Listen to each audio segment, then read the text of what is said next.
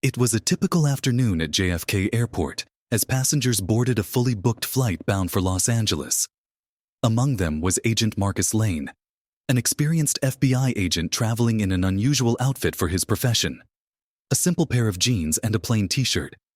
With his headphones on, he aimed to stay unnoticed, just another face in the crowd. Blending in was a skill he had mastered over years on the job, and today, all he wanted was a quiet, uninterrupted flight. As the plane taxied toward the runway, Marcus leaned back, letting the soft hum of the engine settle him. Glancing around the cabin, he noted the usual assortment of passengers, families, business people, and tourists, each settling into their routines for the long journey. But one passenger stood out. In the first-class section, a woman in her 50s dressed in designer clothes and dripping in jewelry was causing a stir. With an air of entitlement, she demanded the staff's attention, her voice sharp and grating. The woman was already making waves among the flight attendants. She loudly criticized her seat, complained that it was uncomfortable, and insisted she deserved a better one. When the attendants tried to calm her down, she barely acknowledged them, only raising her demands. To her, everything, from the service to the seating, was substandard, and she wasn't shy about letting the entire cabin know it. Marcus observed her from a distance, hoping the chaos would remain confined to first class.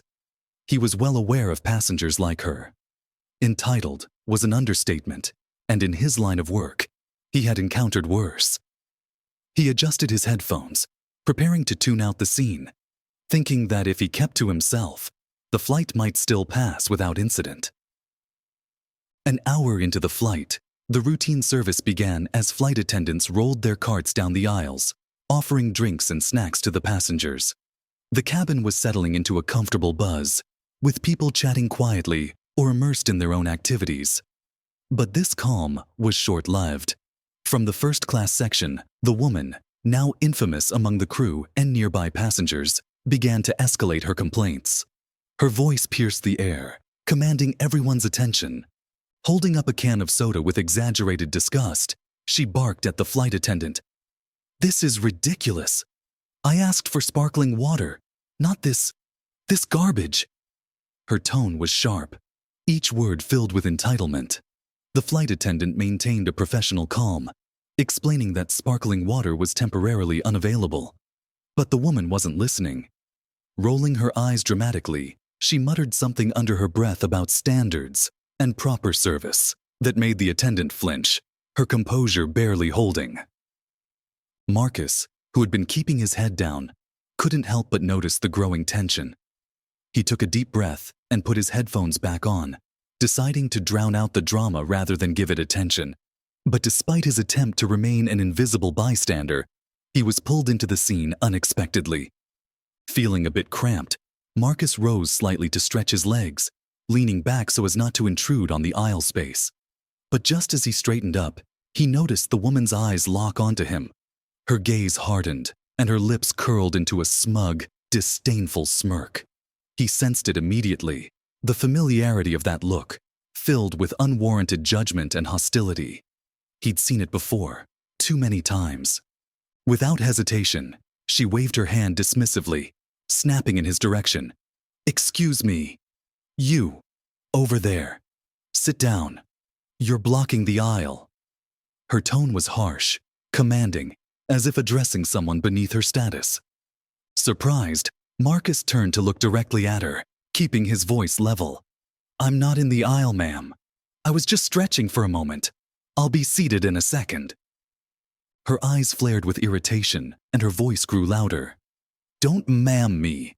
I've been watching you since you got on this plane, strolling around like you own the place. This isn't your neighborhood. You people always think you can do whatever you want." The words, "you people," hung heavily in the air, a clear message of disdain that was impossible to ignore. Around them, the passengers sat in uneasy silence, eyes darting between the woman and Marcus, some whispering to each other with discomfort. Marcus felt his jaw tighten, the sting of the blatant prejudice cutting deeply in the confined space of the airplane, where every word felt amplified. He took a steadying breath, reminding himself of his training, the years spent learning to stay calm in the face of tense, even volatile situations. He kept his tone controlled, though the tension was clear in his voice. "I'm just here to get to my destination, ma'am, like everyone else. I'm not here to cause any trouble, so let's keep this civil." But his words seemed to fuel her irritation even further. Her eyes narrowed with fury, and her voice dripped with condescension. "Civil? You've been glaring at me since the moment you boarded. I can tell you think you're entitled to everything, probably ready to play the victim. If I had my way, people like you wouldn't even be allowed on this plane." The tension in the cabin was palpable now, each passenger witnessing the exchange with a mixture of shock and discomfort. Marcus held his composure, but inside, a slow burn of anger simmered, fueled by her venomous words. He was fully aware that everyone around was watching, waiting, unsure of what to do next.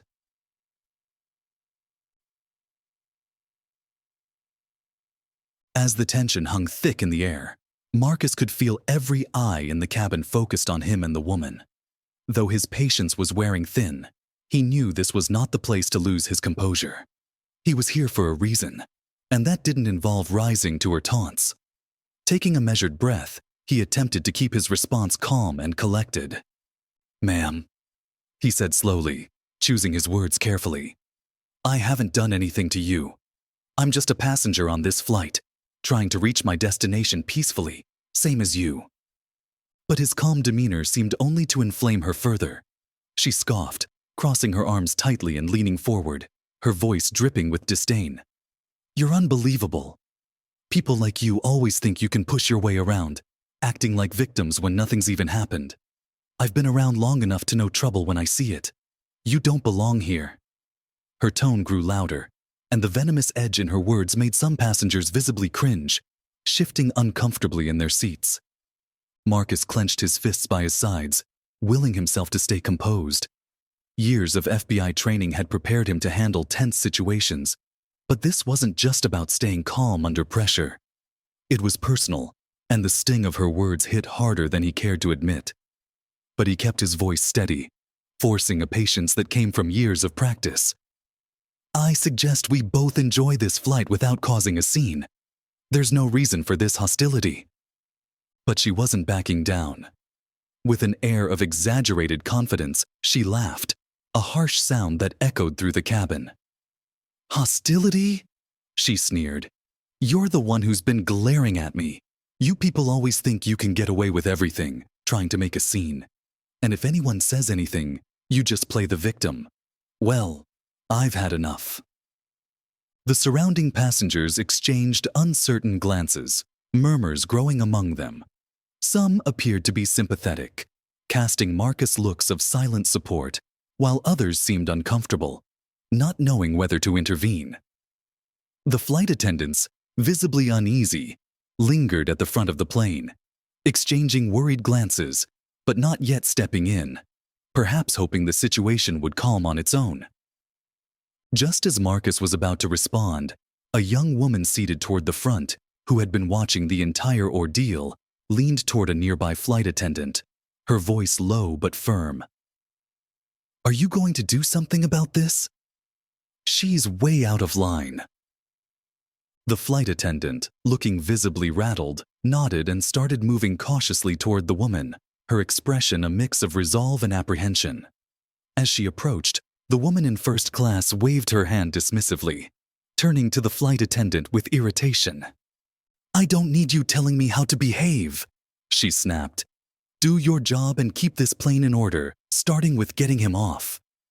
The flight attendant hesitated, clearly caught between the woman's demands and the uncomfortable scene unfolding around them. She opened her mouth to speak, but was immediately cut off as the woman raised her voice again, now pointing directly at Marcus.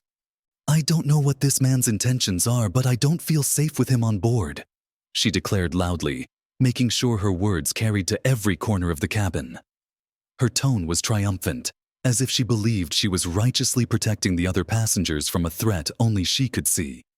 Marcus took another slow, steadying breath, his patience stretched to its limit.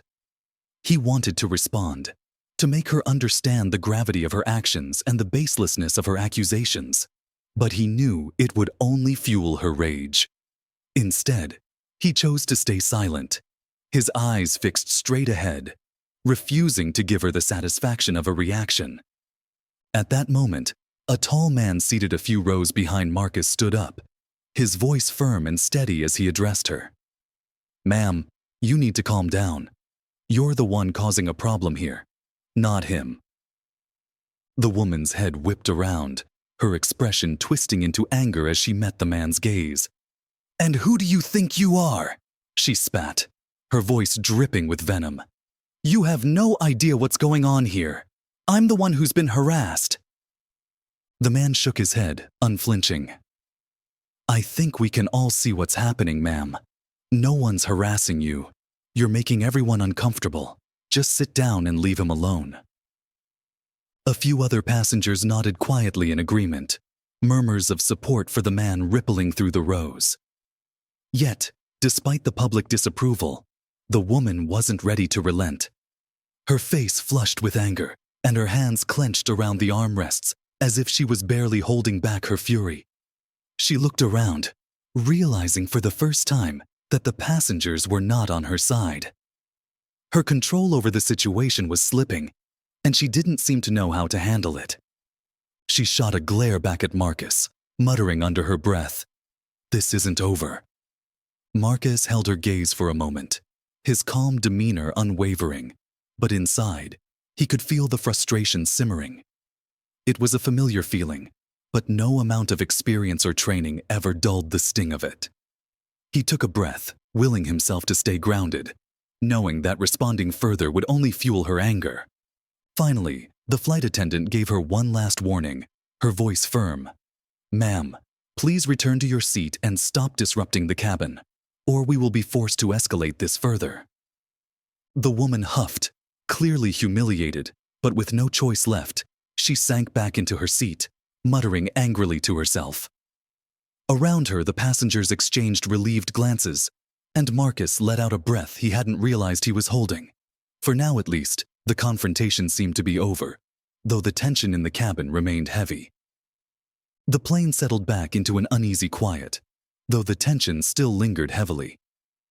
Marcus tried to return to his book, but he could feel the woman's eyes burning into him from across the cabin, her anger undiminished. The passengers around him seemed equally tense, whispering to one another as they exchanged glances in his direction. Every now and then, he caught fragments of their murmurs, most in disbelief over her behavior, others simply stunned at what they had witnessed. Moments later, the woman broke the silence again, her voice lower, but just loud enough for those nearby to hear. She was leaning over to the man seated beside her, speaking with a conspiring tone, her words dripping with prejudice. "I don't care what anyone says. People like him shouldn't even be allowed on planes. They're a threat, a danger to all of us." Marcus clenched his jaw, his patience hanging by a thread. He tried to block her out, focusing on his breathing, but the hostility was almost tangible. Her relentless remarks were like needles, each one pushing him closer to the edge. He had dealt with countless situations in his line of work, but the intensity of her words, directed at him simply because of his appearance, was testing his limits in a way he hadn't anticipated. The flight attendants were visibly on edge, passing by the woman's row more frequently, casting wary glances as if expecting her to erupt at any moment. Yet, despite the tension, they hesitated to intervene again, perhaps hoping she would eventually settle down on her own. Just as Marcus thought the worst might be over, the captain's voice crackled over the intercom, announcing that the plane was beginning its descent. The announcement seemed to pull the passengers' attention elsewhere, shifting the cabin's energy as people began to prepare for landing. Marcus felt a small sense of relief, thinking the distraction might finally end the woman's tirade. But as the plane tilted slightly for its descent, the woman unbuckled her seatbelt and abruptly stood up, defying the illuminated seatbelt sign. Her sudden movement caused a ripple of tension through the cabin, and a flight attendant hurried over, her expression firm. "Ma'am, please sit down. We're preparing for landing." But the woman only squared her shoulders defiantly, her voice rising in indignation. I need my bag, she snapped, as if the rules didn't apply to her. I'm not about to listen to any orders from you, and certainly not with him back there, she added, casting yet another hateful glance in Marcus's direction. The flight attendant, clearly accustomed to dealing with difficult passengers, maintained her composure. Ma'am, please sit down immediately, or we will be forced to notify airport security upon landing. For a brief moment, the woman seemed to hesitate, her eyes flicking nervously toward the front of the plane. But instead of backing down, she crossed her arms defiantly. Go ahead, call security. I'm not the one causing a problem here. She shot another sharp look at Marcus. Why don't you ask him what he's hiding? The cabin seemed to tense once more, as Marcus felt the weight of every passenger's gaze shift toward him. Her baseless accusations were starting to take effect, stirring an undercurrent of doubt and discomfort among the passengers, even if they didn't fully believe her. Marcus took a slow, steadying breath, determined not to give her the reaction she so obviously wanted. But then, another flight attendant with a more authoritative presence approached, her voice firm as she addressed the woman. Ma'am, sit down now, or we will have to remove you from the plane upon arrival. The woman's defiance faltered for a second. She glanced around the cabin, seemingly realizing that no one was on her side anymore. Passengers were watching her with a mixture of frustration and contempt, some shaking their heads in clear disapproval. Her face flushed with anger and humiliation. She finally sank back into her seat, her expression one of simmering rage. Marcus let out a silent breath of relief as the tension in the cabin eased slightly. The flight attendant cast him a sympathetic glance before returning to her duties, and around him, passengers relaxed back into their seats. The plane continued its descent, but Marcus could still feel the woman's piercing glare. Even as she sat quietly, her hostility was almost palpable, simmering beneath the surface, ready to explode again at the slightest provocation. As they neared the runway, Marcus prepared himself for whatever might come next, aware that the ordeal was likely far from over. The plane touched down smoothly on the runway, and the familiar sound of the engines winding down filled the cabin. Passengers seemed visibly relieved to have finally landed, eager to disembark after such a tense journey. Marcus remained seated, letting others gather their belongings as he prepared himself for what he sensed was coming.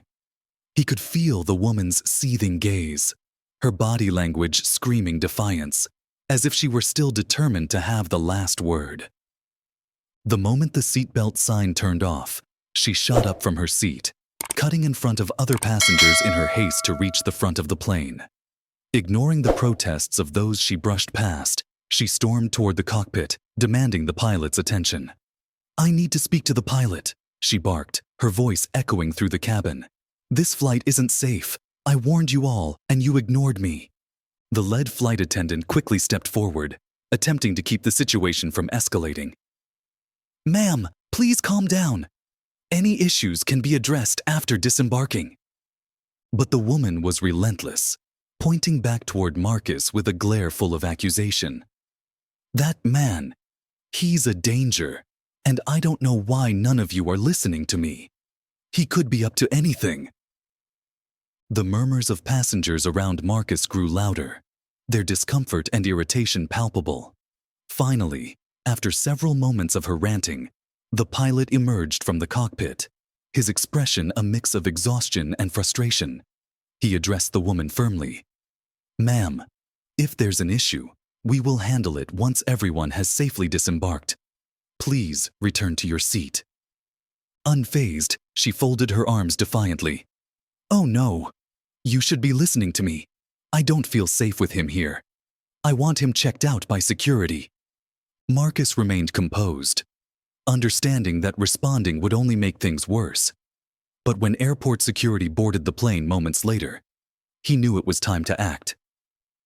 Calmly, he gathered his belongings and approached the officers waiting near the entrance. The woman watched, her face alight with self-satisfaction, as if she had won some battle. However, her expression changed instantly when Marcus reached into his pocket and revealed his FBI badge, showing it to the officers with quiet authority. Special Agent Marcus Lane, FBI, he said firmly. I'm here on assignment. A stunned silence filled the cabin as passengers processed the revelation. The woman's face went pale, her smug expression melting into one of shock and confusion. Wait, you're FBI? She stammered, her voice a faint whisper, all traces of confidence gone. Marcus looked directly at her, his tone calm but unyielding. Yes, ma'am, and I'm here simply to travel like everyone else, which would have been perfectly possible if not for your baseless accusations. The passengers who had quietly observed her behavior now looked at her with judgment, murmurs rippling through the crowd. Her expression shifted from disbelief to embarrassment as she realized the gravity of her actions. She tried to say something, but her words faltered. I didn't mean... Marcus held her gaze, a hint of disappointment in his eyes. You assumed, and your assumptions hurt not just me, but everyone on this flight. Let this be a lesson for next time. As he walked off the plane, the passengers turned their backs on the woman, disgusted by her behavior. She stood there speechless, forced to confront the weight of her own prejudice in front of everyone. If you found this story captivating, don't forget to subscribe to our YouTube channel, Inspiring Hearts. We bring you real stories that challenge, inspire, and remind us of the power of resilience. Hit the notification bell so you never miss a story that moves you. Let us know in the comments what you think of today's story and where you're watching from. Thank you for being part of our journey, and see you in the next story.